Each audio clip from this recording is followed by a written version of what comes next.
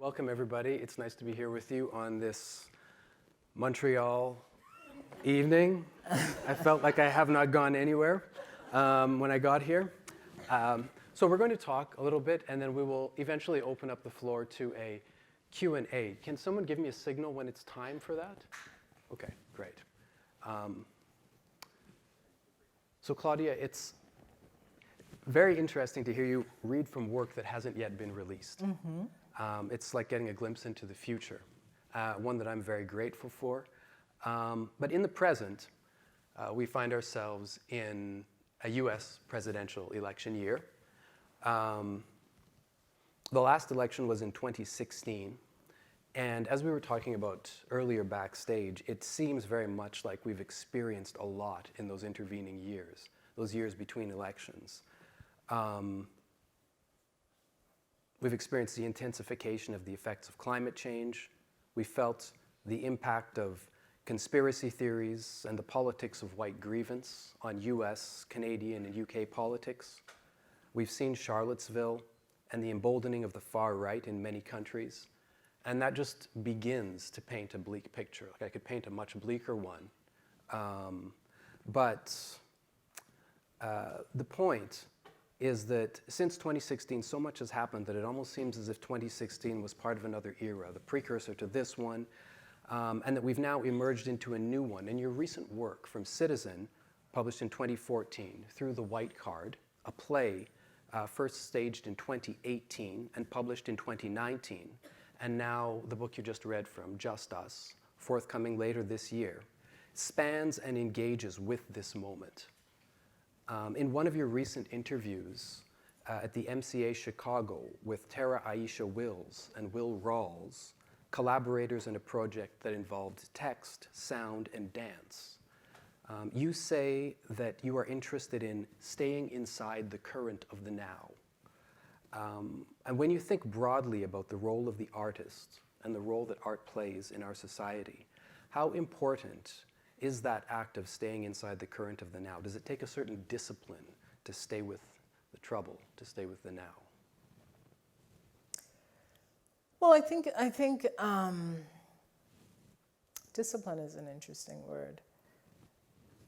I think it takes a kind of vigilance and a willingness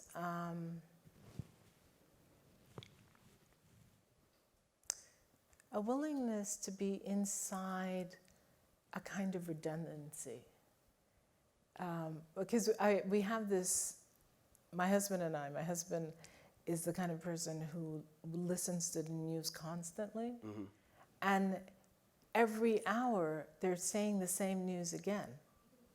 And so I always am like, but we just heard that, turn it off. And he's like, no, I want to listen to it again. And so I often think that the difference between us is there's something about he wants to wait for like a different phrasing or a different, and I feel like it's so redundant, it's killing me.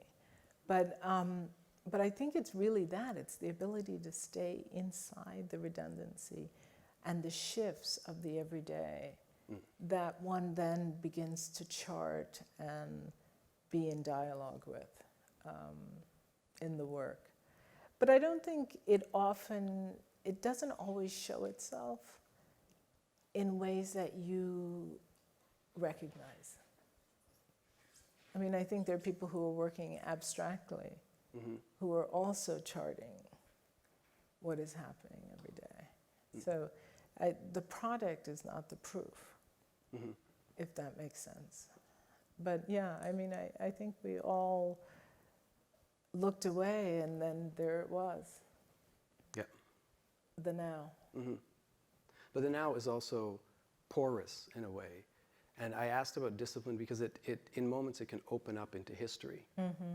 Something happens, some event intervenes into your life, and then suddenly there's like a portal that's opened up to your own personal memory that may take you back a long time, mm-hmm. or to other familiar events.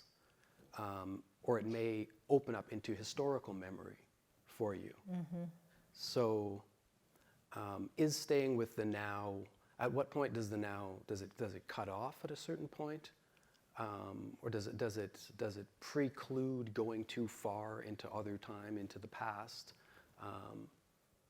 Well, I think I go back to redundancy, because I think for me what happens is it almost feels like there's a moment, and that moment just maps on to another moment, and maps on to another moment, and maps on to another moment. And as an artist, I think part of what I feel like is my role personally is charting that map.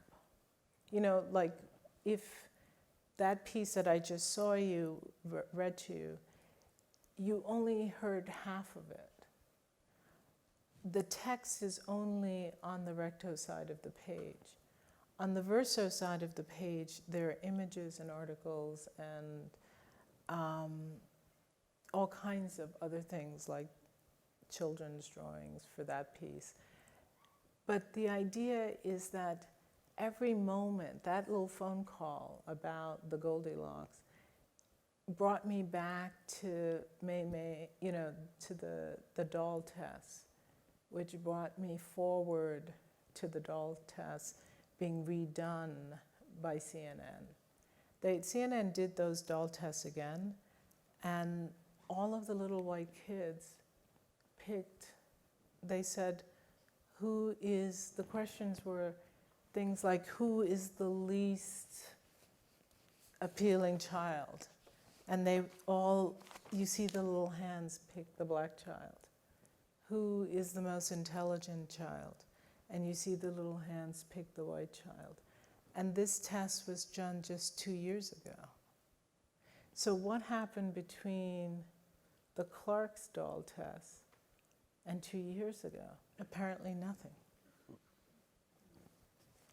And why? Because who's in the majority of those classrooms? White teachers, white female teachers. And despite all of their good intentions, and I think they have good intentions, they are communicating preferences through eye, gaze, contact, all kinds of subliminal messaging. And the kids are picking them up and moving forward into the world with them. The subtle cues, yes. Yeah. I mean, when I was growing up, I can think of the example that immediately comes to mind is when you were coloring with crayons, and there was one crayon called skin color, right? Right. Right. That was, and you know what color the skin color Right, crayon was. exactly. And the other color crayons that were also the color of other tones of skin were, you know, other colors. So it's all of that. So that, you know, so that becomes the kind of domino effect, accordion effect, that insists on a certain positioning in the culture. And that just keeps replicating itself over and over and over again. Mm-hmm. And so it becomes a kind of insistence. So it was 2010 that they did these. Okay.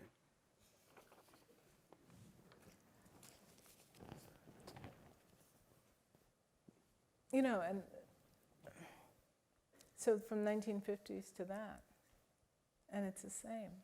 Mm-hmm. Sorry, you can't see.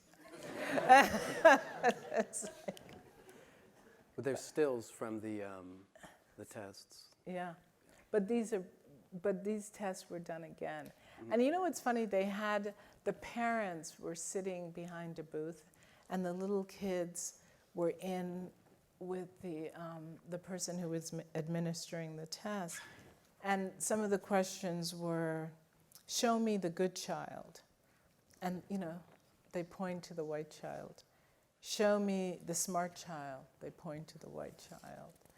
And then they show, and then it's show me the dumb child, and then they point to the black child. Show me and it goes on as you expect. And you see these parents just looking like like suddenly the child is failing them in all these ways. And they look horrified, but they have created a world where these things make sense to those children. Anyway, But so yeah. It's also a world in which that the parents are not only shaping, but that the culture at large The culture shapes. is saying, yeah. And in a culture where you have things like Trump rallies, the effects can be unpredictable.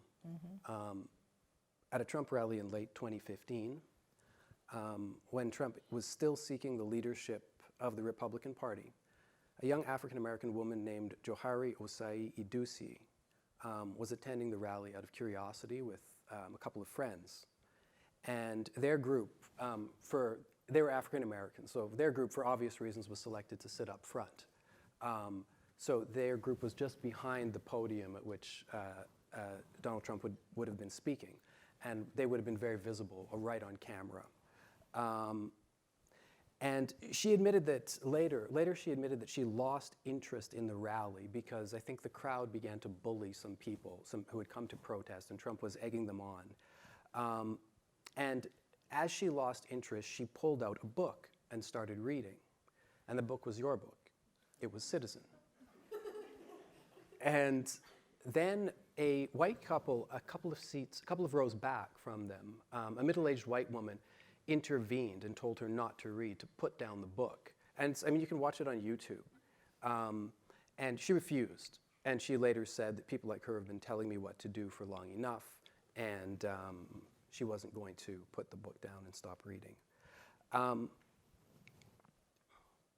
In a way, it was a perfect artistic intervention into the national political moment, and it was spontaneous, it was unscripted. It couldn't have been better scripted. And a more appropriate and timely book couldn't have been chosen for that intervention. So I'm curious about a couple of things, about how you first became aware of those events, but whether you think that young woman's act of public reading, given its outrageous and hostile setting, was an act of defiance, perhaps one of nonviolent protest, perhaps even an extension of the work the book does. Well, I think all of those things. I think, people have asked her if the moment was premeditated. And she said no. That was a book that was in my bag, and I took it out. But you could, you can say, why is that the book that was in your bag? You could push back on that. But I think the moment, whatever book it was, the moment when that woman told her to put it away and she refused to put it away, that to me becomes the moment of the protest, because it was I am not going to perform good behavior in a place that is performing bad behavior. And that's how she framed it. She said, they were bullying people. And another thing she could have done was get up and leave. But she stayed and performed. And I think that part was conscious. She performed a protest against what she was now a part of. And, if only more of us would do things like that and risk having people call us out. In a way, she was staying with the now. She was staying with the now, yeah. And reframing it. Yeah. Yeah. That act, or that intervention, I almost think of it as almost an unexpected collaboration with your work. And I do notice that various kinds of collaboration are present in your work. In the work you just read from, there's sort of extensive involvement with different types of professionals, with lawyers, with psychiatrists, and then with the people that the dialogue is taken from. Even your articles often name the work of other writers, as if creating a solidarity network or a node of collaborative thinking.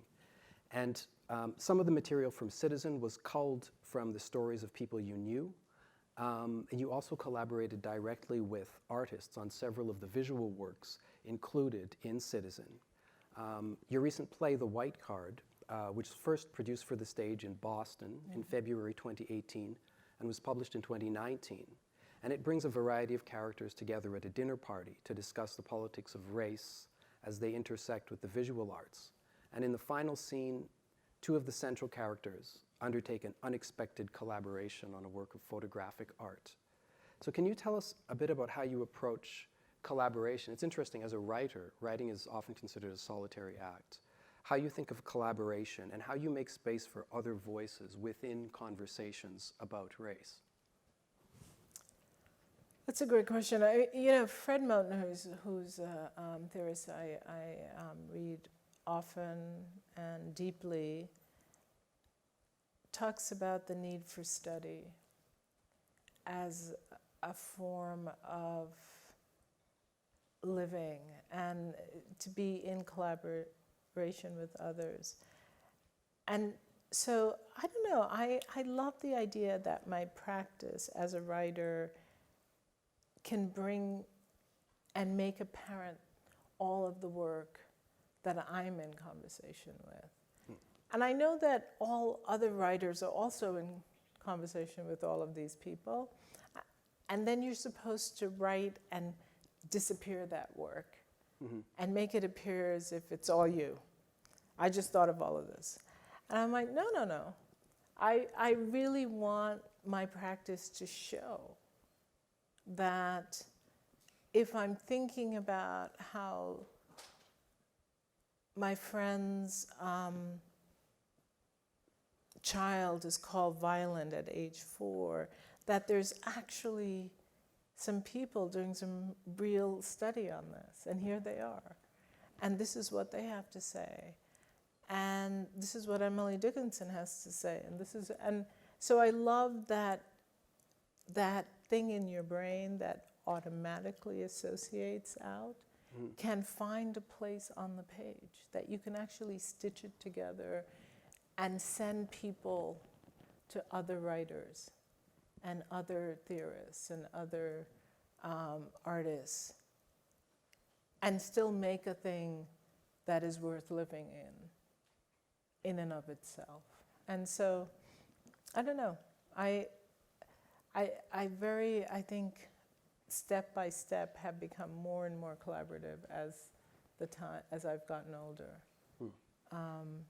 Intentionally so. And you've also worked on some artistic collaborations outside of the book, with dancers. In theater. And theater. And with theater and with dancers. I think working in the theater also, there's so much collaborative stuff that goes on with the theater. There's no making of something as a playwright without the director, without the state, everybody. And so I think that also has had an effect on me, working, because I tend to do theater and then I go back to my writing, and then I do theater and I go back to my writing. And when I'm working in the theater, there are just so many people involved. And things are changing constantly. There's this idea that you wrote the script means nothing if the actress doesn't want to say those lines. Well, how do you exactly? I mean, how do you work with someone who doesn't want to collaborate? Who is? But it's not that they don't want to collaborate; they don't believe something, which is different than saying they don't want to collaborate. I think the collaboration is in finding the place where the two of us can live inside the work. And that to me is, I won't pretend that it's not sometimes frustrating. It's sometimes frustrating, but it's ultimately satisfying. Because almost always you get to something you couldn't have gotten to on your own. You're pushed forward in a way that allows you to meet your limits and then pass them. And that's really an exciting thing. to end up with a thing that you couldn't have done by yourself. I mean, I collaborate with my husband, and it's not pretty. but but then we get this thing that I couldn't have done and he couldn't have done, you know?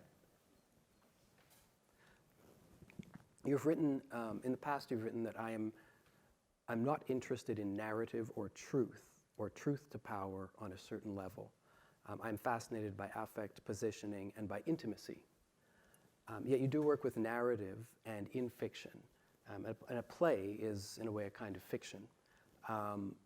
So beyond playwriting, do you write fiction? And, for instance, is the short story, the novella, the novel, or even, say, episodic microfiction of interest to you?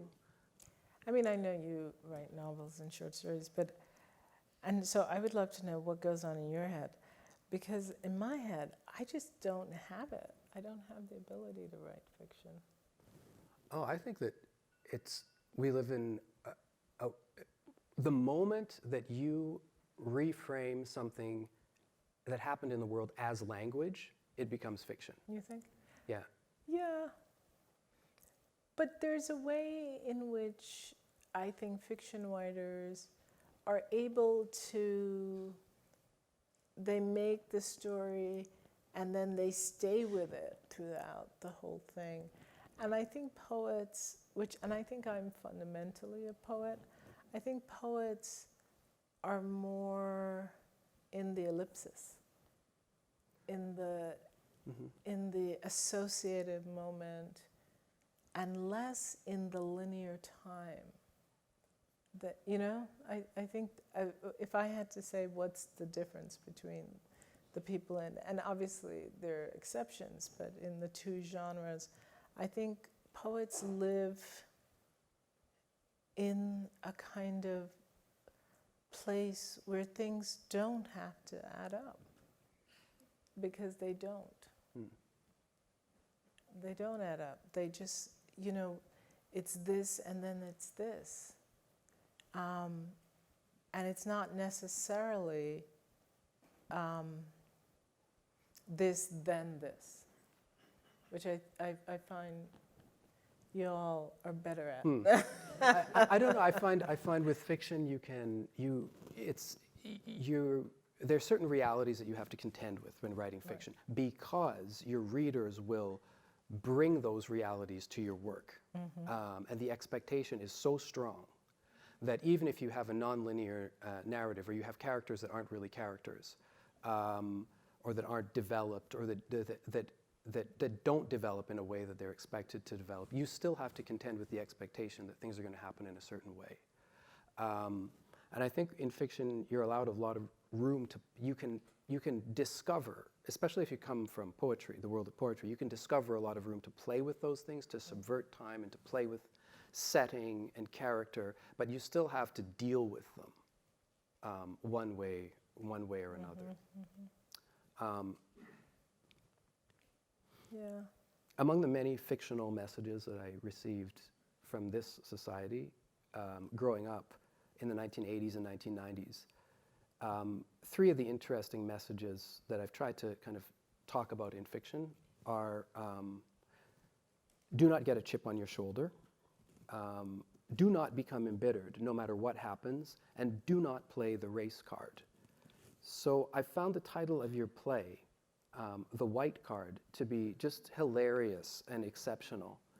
By replacing the word race with the word white, you subvert an expression that's leveled as both an accusation and a caution to black people and people of color. Playing the race card implies dishonesty, using race to advance our own agenda, and cheating. But with that substitution of one word for another, the expression gets turned toward those against whom it is never turned. And that is a fascinating turn. Can you talk a little bit about that? About how...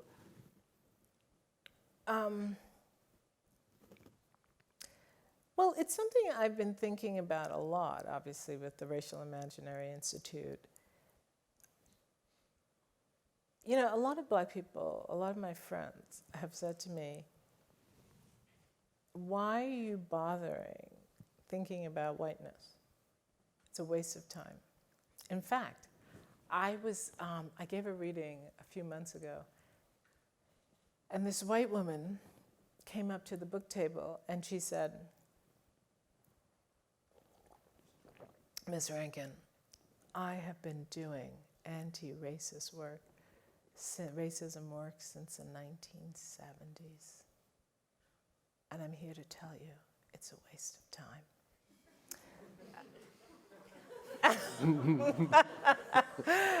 And then we both laughed.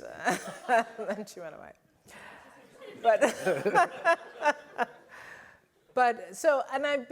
I've been getting that from a lot of people from a lot of angles. But the funny thing is, I'm surprised that people haven't turned all of these tropes that white people use against black people on their heads, because they were constructed to silence black people, and so why not just hand them back? And the making of the white card, it was the most bizarre play thing that I've been involved with, in the sense that, it was amazing. We had an incredible director and actors, but we lost a lot of actors because a lot of the white men were like, I'm not saying these lines. She's racist. She's making a mockery of white people. So the play takes place at a dinner party. At a dinner party with a white family.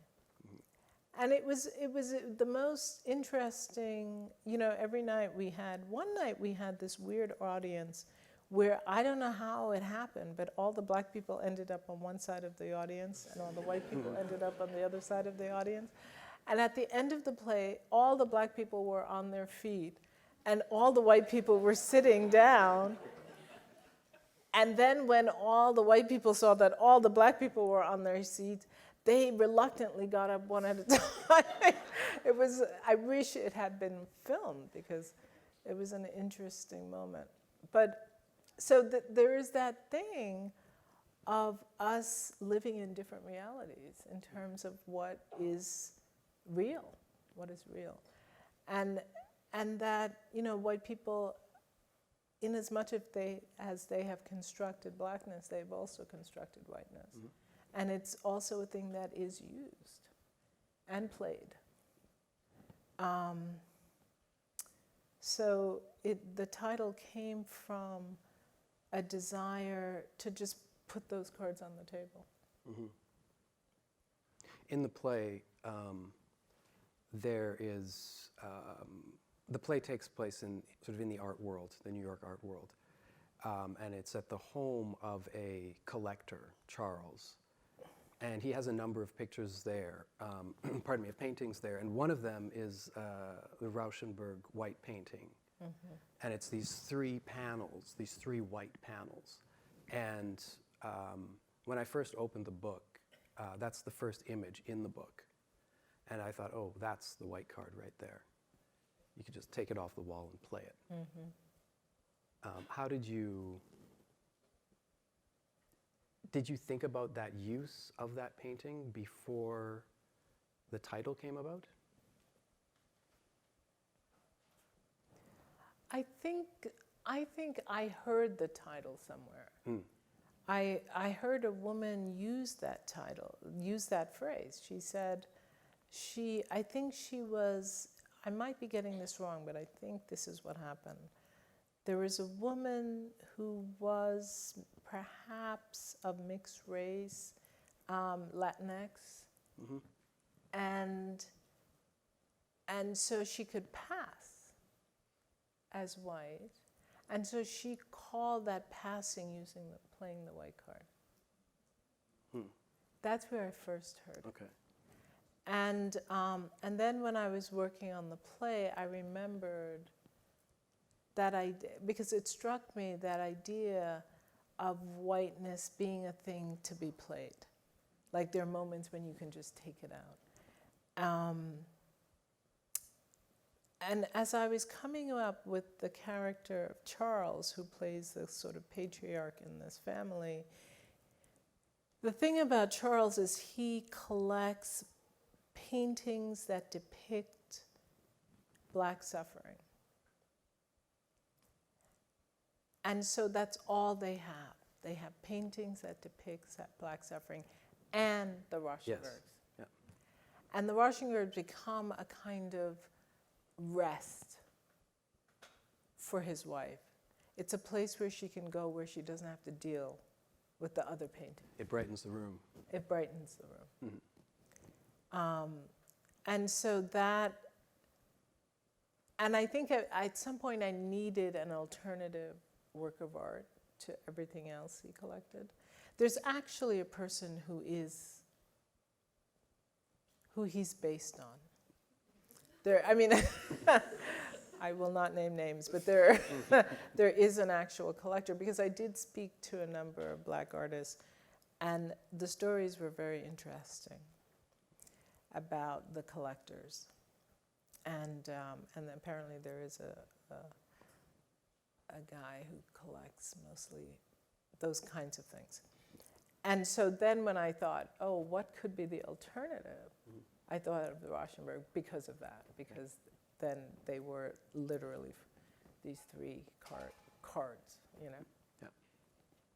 We're going to go to start the Q&A in a couple of minutes, but I would like to ask you one more question. I would like to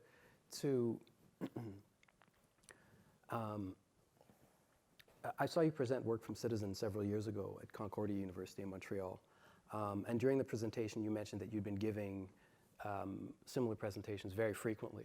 I think you said twice a week for going on many months, which is a pretty rigorous schedule. And I think to roughly paraphrase, you had said that you had been in some southern states where you got the impression that your direct discussion of race in America was unwelcome to some people. And of course, we know that some people, might be armed or might be part of the kind of militia or reactionary group that we often hear about on the news. So I imagine that you'll be touring again with your new book, Just Us. And this being another election year with the predictable inflaming of tensions and divisive campaigning that even in Canada we see from those on the right. I guess I'm wondering how you're approaching that and how you feel about that moment, and if you see this as an intervention into the moment, perhaps.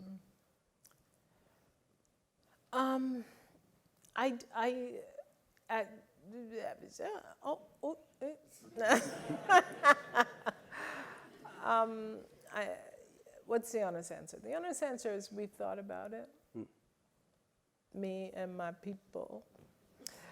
And, I might not tour this book in the same way. I'm very frightened for all of us, not just for me, for all of us in the coming months.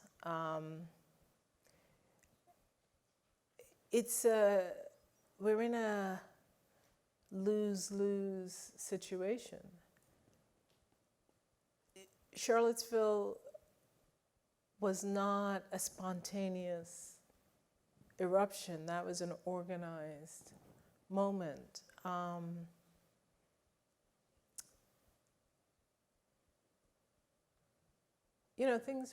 Things are pretty scary right now, and I am not sure what the appropriate.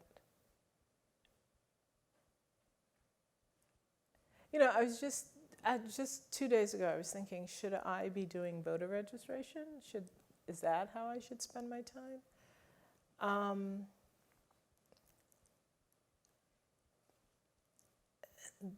I just did a piece in New York Magazine where I wrote an introduction for the work of Mark Peterson. Mark Peterson has been going around the country filming white supremacist groups. And what's striking to me is that he's filming them in places like New York, New Jersey, Massachusetts, not the South. And these are not historic photographs. These are photographs that have been taken in the last year.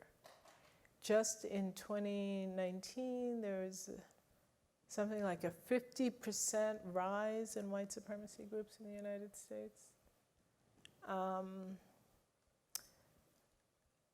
So we are in a moment of crisis, and I am terrified. I mean, that's the honest answer. I'm terrified. We've had attacks on churches, on synagogues, on mosques. We have seen that an assassination, in order to pivot the newspapers away from impeachment, is an okay thing to do, acceptable. So, yeah, so I don't know. I mean, I will do what I do, but it is not without fear. It is not, yeah. Well, thinking about public thinking about how bias is ingrained even from childhood is a brilliant place to begin. Thank you very much.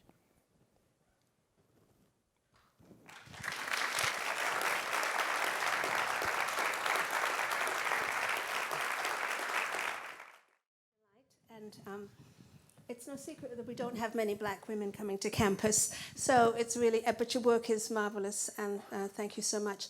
I wondered if you could talk a little bit about the Racial Imaginary Institute. I'd like to know more about that. Thank you. Thank you. The Racial Imaginary Institute is something I wanted to do for a long time, and it's turned out to be a curatorial team of people who put on events in New York City that interrogate how race is constructed. And it can be across the board. It's not be focused on whiteness in the first iteration.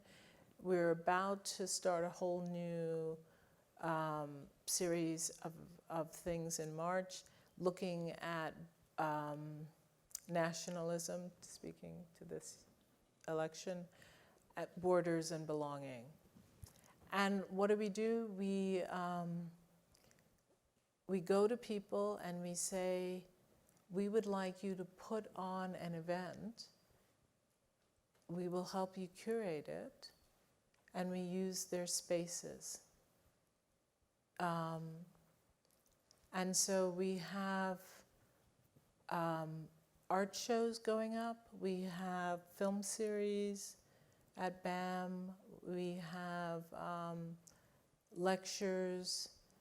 We don't have a lot of money. Most people do work gratuitous, and we have a website where we put most of our funds, and that becomes a repository. So if you, for example, if anybody in this audience had something on nationalism, borders, and belonging and sent it to us, we would upload it on the website, because the idea would be to create an archival space with things that interrogate these issues. We have, if you go to the website now, you'll find things interrogating whiteness. That's mostly what we have. We also feel that though we started it, anybody can do it. So if you would like to start your own Racial Imaginary Institute here, be our guest. Whoops, don't do that. But be our guest. I mean, you know, there are people doing it in Los Angeles. There'll be some shows opening on, I think this summer. So, and you can go, it's the racialimaginaryinstitute.org. If you go online, you'll see what we have. There was also the anthology. The anthology preceded that, and that we sent out a call to writers to respond to the difficulties they had writing around race. And so we got a lot of people writing back, and then we published those essays. So you're right, you can also get the anthology. But that's more about writers. It's focused on writers mostly. But the Institute is what you can do. So you can do it. You can make your own.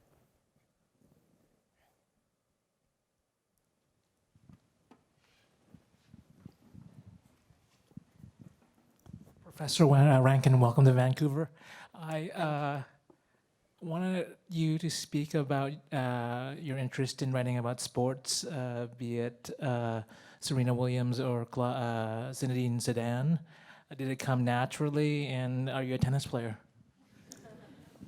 I actually, I was speaking in class today about this. It came because I lived in a very small apartment in New York, and my husband was watching sports in another room, and I could hear the people on the television. And I was sitting in my space, you know, getting ready for teaching, and I would hear these incredibly racist commentators. And I thought, oh my God, he was watching mostly golf. So then I thought, if they're saying that about Tiger Woods, what are they saying about Serena Williams? And this was years and years back. And so I started watching all of Serena's matches and tracking them. And then I took tennis. I signed up for tennis because I thought I need to understand what's happening. So I became a tennis player in the course of tracking her over the years. And then, but I didn't know what I was going to do. This was before Don't Let Me Be Lonely. And then, and it wasn't until I wrote Citizen that it found its place, if that makes sense. So a lot of times I think as a writer you get involved in something, but it takes years before it actually presents. And now I am interested in sports as a kind of arena where race gets interrogated.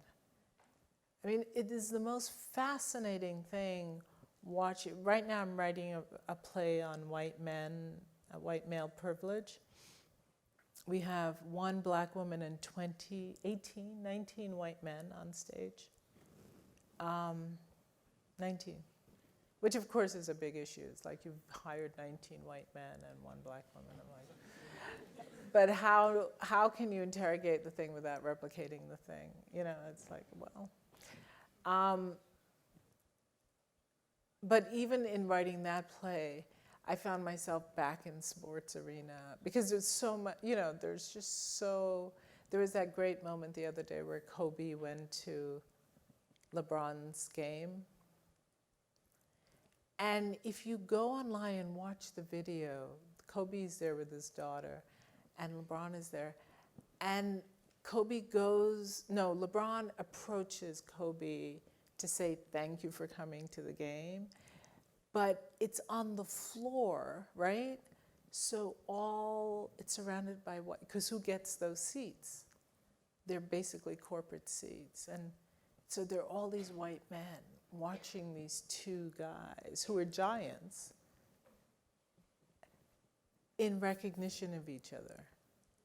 And so I love that moment. So I'm thinking about it a lot now.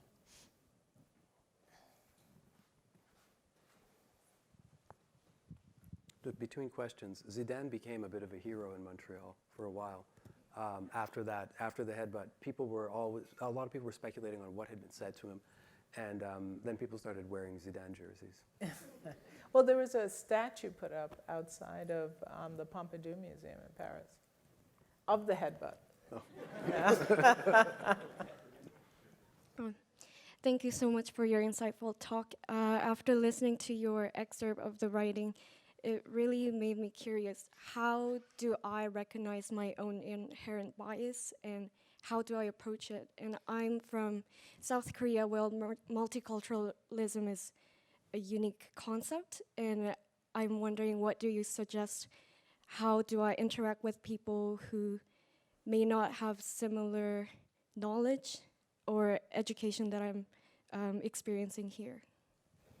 Well, one of the things that's happening now, which is very exciting, there are a number of Asian women who are beginning to write books around what it means to be either, Chinese or Japanese or from Hong Kong or from East Asia. And so one book I would recommend is Minor Feelings by Kathy Park Hong. That book just came out. In Just Us, I write a little bit about Naomi Osaka and what it means to be a Japanese woman who has a Haitian father, who is portrayed, she won in Japan, and they said something like, now she just needs bleaching cream. And so this issue of bleaching cream across Asia, how it's used, that whiteness has, the commercials of people go in the washing machine and come out white. So I write about it in the new book. I had a student who I said to her,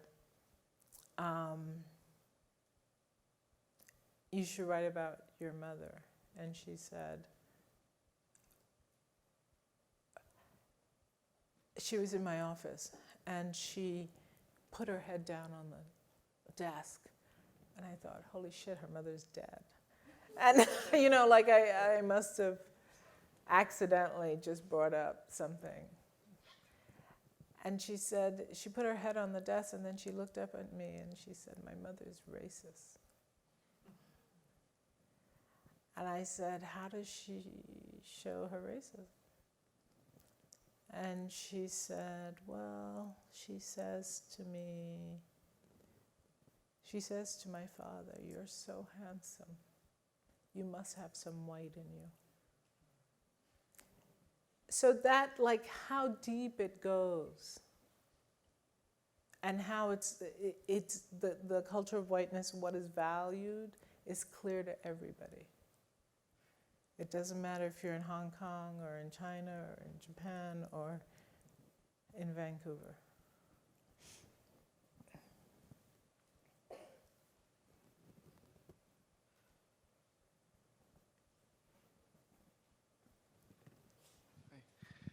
Hi, Professor, thank you so much for this talk. I've just been thinking about Citizen and the subtitle to it, American Lyric, and also one of the most, the persistent use of the second person in that book, which I found to be kind of a really powerful part of how I interact with that book. And I was wondering whether you could kind of speak about these decisions, whether they were conscious or whether they just kind of emerged. Mm-hmm. Well, they're always conscious if they stay, right? But how you get there is usually part chance, part thought. I was really interested in the phrase, I don't see color. People who like to say that. And yet, we all know that in every moment of our life, we are calculating the person in front of us in some way. And so the use of the second person, besides the fact that the book is about the second person, which I found funny, but nobody else seems to find funny, but I love the idea that you was both collective and individual, also could be personal and formal, like the tu vous of French, but in English it's just you. So then it becomes tonally inflected, depending on who you're talking to. But if you step into the you of citizen, it becomes a pronominal field. It is until you kind of situate yourself relative to what is happening and who you think it's happening to, that you doesn't mean you unless you own it. And that's why it's there, because it asks the reader to make some decisions about who the you is, whether or not it holds the reader, whether or not you're the person saying the thing or not saying the thing, whether or not you feel like you're being aggressed or not. And then at other times it could open out to you, all of us, or it could close down to the individual. So those were the reasons why for Citizen, the second person was the right choice eventually. But did I know that when I wrote the first thing? No. You learn as you go. Did the quote by Judith Butler about when she talks in Citizen, there's a passage where you see Judith Butler speaking, and she talks about why someone asks her, why is it that we're vulnerable to language, or rough language?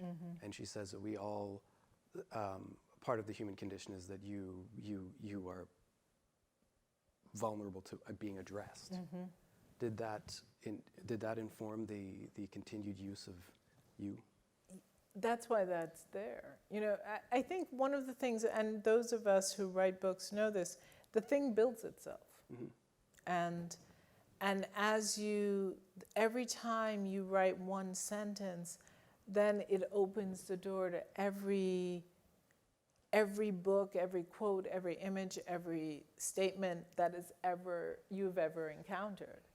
And so then you start building, and it becomes a question of what can stay and what can go, and then that's where the consciousness comes in, because you then are like, no, that's helpful, so that stays.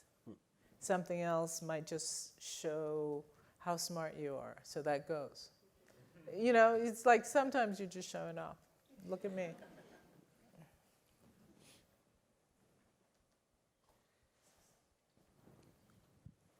Sorry, I'm a bit nervous. Don't be nervous. So, Sing us your favorite song.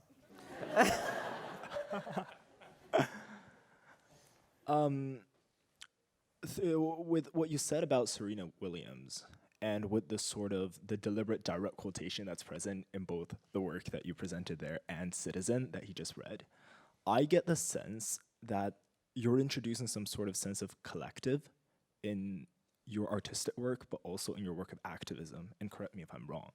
And so my question would be, would you say you're trying to build a sense of collective with your work, or would you say you're more trying to, I guess, point to a collective that's already existent, or is it something completely different? That's interesting, whether or not I'm trying to build a collective. I'm trying to be as specific as possible about a dynamic that I see. And when that dynamic turns out to be true, it seems to build its own collective. So with the Serena Williams piece, what became interesting is one of the things that happened is the New York Times sent me a list of every place that piece was quoted. And it was fascinating because it was all of these places. And then as the years go by, the reporting of Serena Williams has changed to reflect what was in that piece, but eventually people stopped bringing it back to me. Then finally they just start writing it themselves. And suddenly now you pick up any reportage on Serena Williams, and people are very conscious about how the culture of racism might affect the moment that she's in. And so that's probably the most direct piece I have where I can see what got built from the first piece on, and how that shifted. But did I have a sense that would happen when I wrote it? No. So it's not as if I was consciously trying to build a thing. I was just trying to be as specific and detailed and conscious as I could be. What the thing does once it goes out in the world, I have no control over that. Okay, I would like to say one final word. Over the past few weeks, your work has taken up residence in my home. Oh, It's been, your books have migrated from a tower in the middle of the rug to my dresser, from the countertop to the windowsill, from the bedside table to the dining table. And your interviews might be queued up on the stereo in the living room, in the kitchen, your presentations on my iPad, my computer, on my phone. And so it's been a pleasure to engage with your work and to finally be able to speak to you in person. So, well, thank you. Thank you so much. Thank you.